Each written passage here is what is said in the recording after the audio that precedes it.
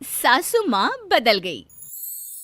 कहानी उस घर की है जहाँ बहू और बेटी को एक माना जाता था, लेकिन फिर अरे शिखा बेटा, तू रसोई में क्यों घुसी रहती है? जा, रोटी मैं बना लूंगी। नहीं नहीं माँ जी, आप बैठिए, बस सारा खाना बन ही गया है। श्वेता को बोल देती हूँ, वो खाना लगा देगी सबका। सॉरी भाभी, मेरे पास वक्त नहीं है। माँ, मुझे पैसे देना, पार्लर जाना है। हाँ हाँ चली जाना, भाभी को भी ले जाना। वो भी जाने को बोल रही थी पार्लर, पर पहले ना मदद कर दे उसके खाना लगाने में। देख माँ, वो बहू है, उसे बहू रहने देना, इतना सर पर मत चढ़ा भाभी को। श्वेता, ज्यादा मत बोला कर। बहू और बेटी में कोई फर्क नहीं होता है। जा जाकर काम कर। ननद को माँ का भाभी से इस तरह प्यार करना बिल्कुल अच्छा नहीं लगता। वो बार बार किसी न किसी तरह माँ को भाभी के खिलाफ भड़काती रहती, लेकिन कोई फायदा ना होता। एक रोज, अरे बेटे किशन, जा बहू को कहीं घुमा कर ला, सारा दिन घर में काम करती रहती है। हाँ माँ, हम लोग जा रहे हैं ना गोवा। अच्छा जी, भाभी ने तो हमें बताया भी नहीं। वैसे तो सारी पंचायत करती है, ये गोवा वाली बात क्यों छुपा गई हमसे? अरे क्योंकि उसे खुद नहीं पता था बहन। मुझे टिकट सस्ती मिल रही थी तो मैंने बुक कर दिया। हाँ शिखा, पैकिंग कर ले, संडे हम जा रहे हैं गोवा। दोपहर में शिखा पैकिंग कर रही थी कि सास आ जाती है। ये क्या बहू, साड़ियाँ? अरे गोवा जा रही है घूमने या फिर शादी में मायके हैं?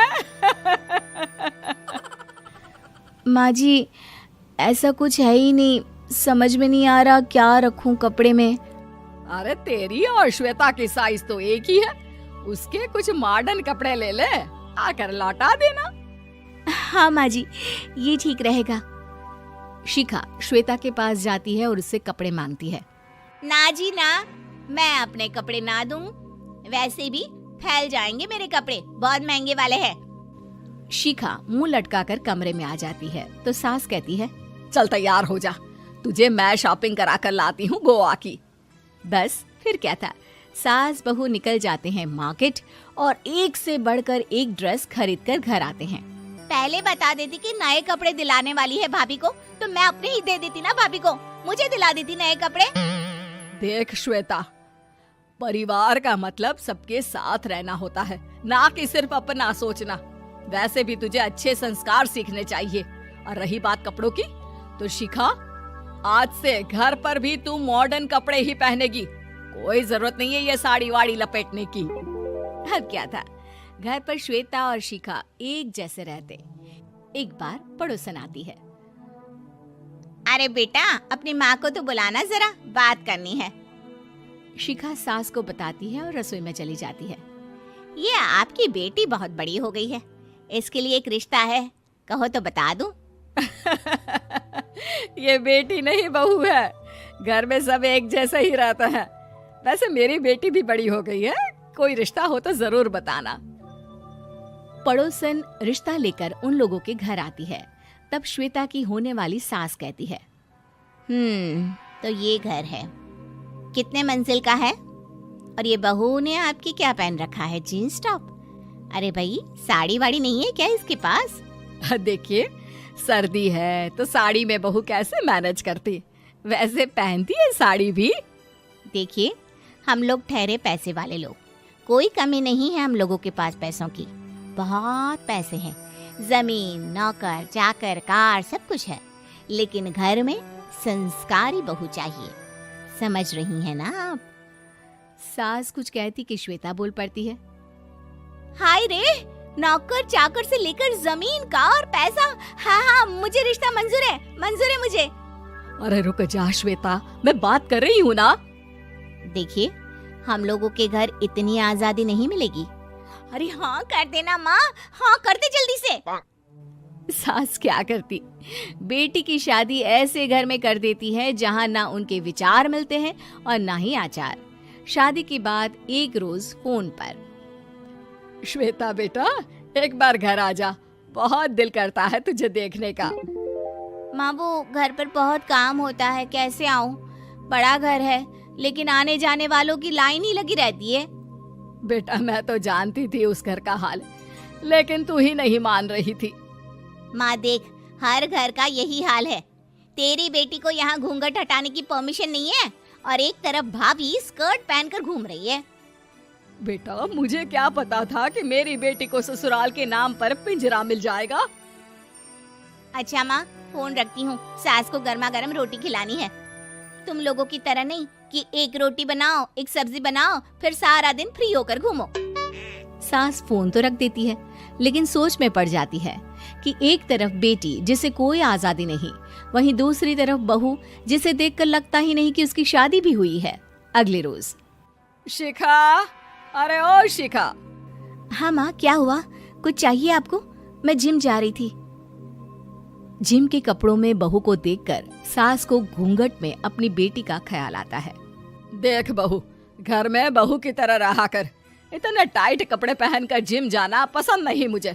जा जाकर रोटी बना। रोटी? माँ अभी तो शाम की 6 बजे हैं, इस वक्त रोटी? अब क्या मेरे खाने पीने पर भी पहरा है? अरे जब मर्जी तब मैं अपने घर में खा भी नहीं सकती क्या? बहू को अजीब लगता है। वो समझ नहीं पाती कि जो सास कल तक इतनी सपोर्टिव थी, उन्हें अचानक से क्या हो गया। वो किचन में जाती है, गरम रोटी के साथ 2 तरह की सब्जी, रायता, सलाद सब लेकर सास के पास आती है। माँ जी, खाना। इतना सारा खाना? राक्षस समझा है क्या मुझे? रोटी मांगी थी मैंने गर्मा गर्म बस। पर माँ जी, रोटी खाती किससे आप? सब्जी तो बनानी थी ना। अरे भूख मर गई मेरी तेरी बहस से। जा जाकर काम कर, अंदर पूरी रसोई साफ कर। बहू अंदर चली जाती है। थोड़ी देर में श्वेता घर आती है। अरे शिखा, जल्दी से चाय ला, पकवान बना, मेरी बेटी आई है। अरे नहीं नहीं माँ, ड्राइवर बाहर खड़ा है। मैं तो घर का कोई सामान खरीदने के बहाने यहाँ आ गई हूँ, मुझे जाना होगा। अरे बेटा, पर कितने दिनों बाद देख रही हूँ तुझे, रहने आ जाना 2-4 दिन के लिए। आ जाऊंगी माँ, जब मेरी सास मरेगी तब। मैं तो रोज मन्नत मानती हूँ कि मेरी सास मर जाए तो अच्छा है। अच्छा चल, जा रही हूँ माँ। हे भगवान, कैसे कैसे दिन देखने पड़ रहे हैं मेरी बेटी को। सास अंदर जाती है, जहाँ श्वेता की जिम वाली सहेली का फोन आया होता है। क्या बात है, आज जिम नहीं आई? अरे पता नहीं यार, आज माँ को क्या हो गया अचानक। पर खैर कोई नहीं, लगता नहीं कि मैं अब जिम आ पाऊंगी। शिखा स्पीकर पर बात कर रही थी, जिसे सास सुन रही थी। यार ये सास ना होती ही ऐसी है। मैं तो कहती हूँ बुढ़िया जल्दी मरे और तू आराम से जिए। शिखा को सहेली की बात पर गुस्सा आ जाता है। माँ के मरने की कौन सा बच्चा दुआ मांगता है मोहिनी? आगे से ऐसी बात मेरे सामने मत करना। हमारे घर की शोभा ही माँ है। क्या हुआ जो थोड़ी शक्ति दिखा रही है? उसमें भी कोई ना कोई उनकी भलाई ही होगी। मैं तो कहती हूँ भगवान मेरे जैसी सास सबको दे, जो सिर्फ माँ की तरह है। सास वाली तो कोई बात ही नहीं है उनमें। सास ये बात सुन रही थी। उनकी आंख में आंसू आ जाते हैं कि क्यों वो बेटी की किस्मत में बहू को भी भागीदार बना रही थी। शिखा, अरे ओ शिखा, क्या हो गया? जिम नहीं जाना क्या?